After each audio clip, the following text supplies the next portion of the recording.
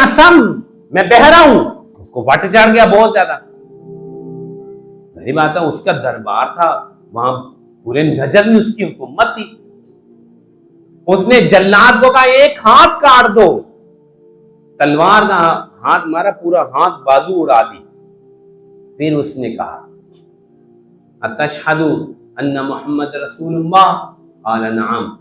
अतशहदु अन्नी रसूलुल्लाह, क़ाला ला अस्माउ इन्नी असम, मैं नहीं सुनता, मैं बहरा हूं। अब तो उसको और बहुत जाहिर बात है, दरबार है उसका, और एक बंदा उसको भले दरबार में ललकार रहा है कि मैं सुनता ही नहीं तेरी बात, ला कहना तो दूर की बात है।